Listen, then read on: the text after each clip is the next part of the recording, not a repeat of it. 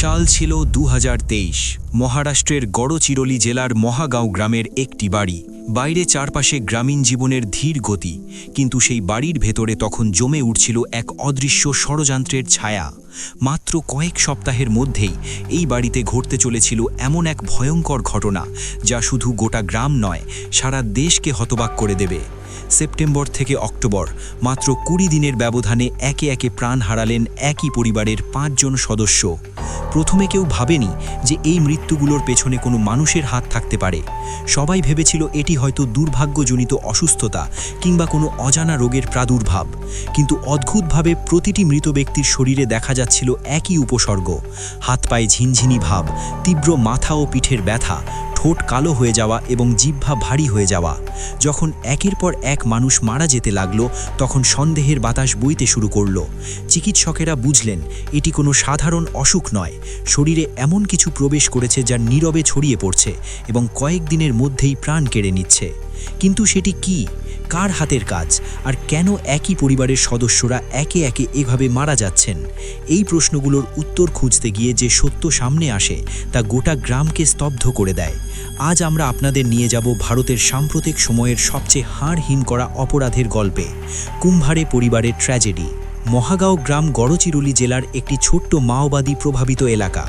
এখানেই বাস করত কুম্ভারে পরিবার।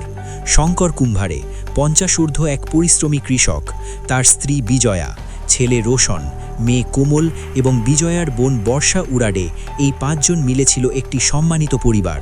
৪ একর জমি ছিল তাদের জীবিকার মূল ভরসা। শঙ্কর ও বিজয়া ছিলেন গ্রামের সবার প্রিয় মানুষ।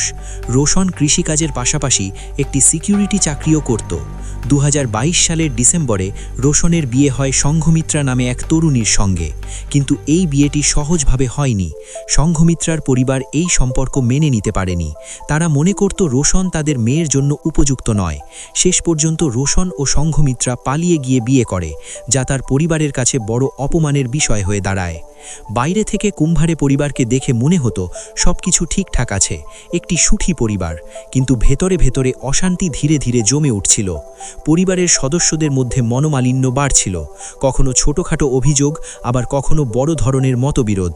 তার সঙ্গে জমির মালিকানা নিয়ে বিরোধও পরিস্থিতিকে আরও উত্তপ্ত করে তুলেছিল।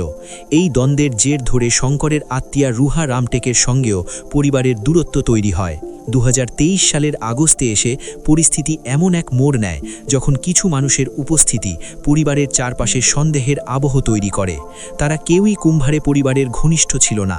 ঠিক কখন, কোথায় এবং কিভাবে এক অদৃশ্য পরিকল্পনা বোনা হচ্ছিল তা কেউই বুঝতে পারেনি। কিন্তু সেই পরিকল্পনার ফল খুব শিগগিরই সামনে আসতে চলেছিল।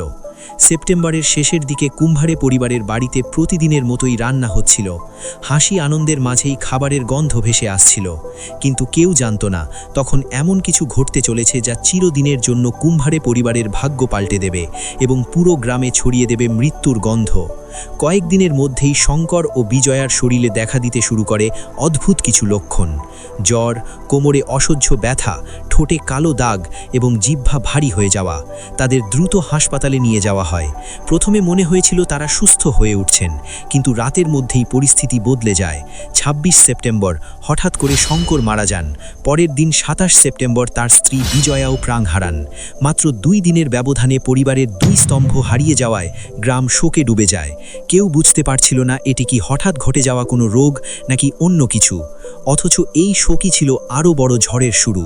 ২০২৩ সালের অক্টোবরের শুরুতে পরিবারের আরও ৩ জন, রোশন, কোমল এবং বর্ষা, একই ধরনের অসুখে ভুগতে শুরু করেন।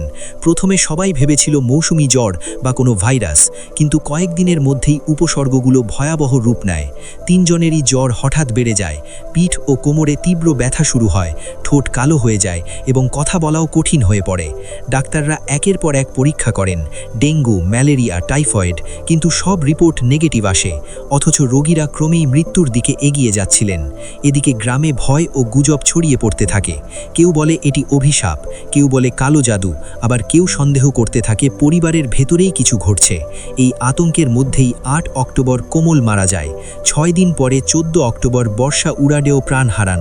আর তার মাত্র একদিন পরে ১৫ অক্টোবর রোশনও মারা যায়। মাত্র ২০ দিনের মধ্যে ৫টি প্রাণ নিভে যায়। ঘটনার খবর পৌঁছে যায় গড়িচিরলি থানায়। পুলিশ বুঝতে পারে এটি সাধারণ মৃত্যু নয় এবং তদন্ত শুরু করে।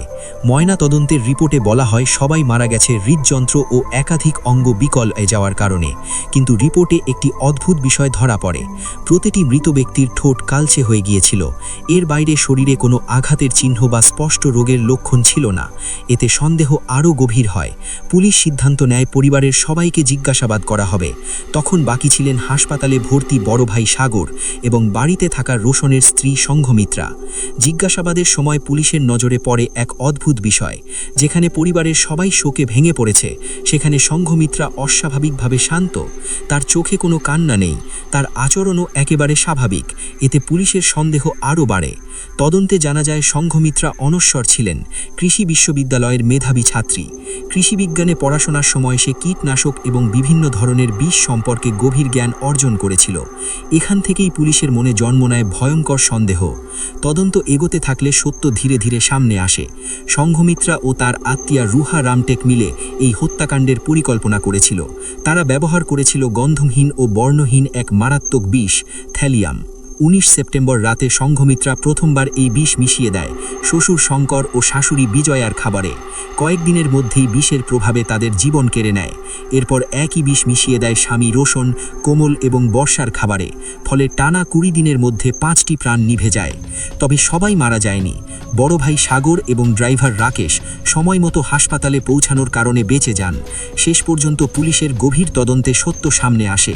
এটি কোনো রোগ নয়, বরং পরিকল্পিত বিষ প্রয়োগ।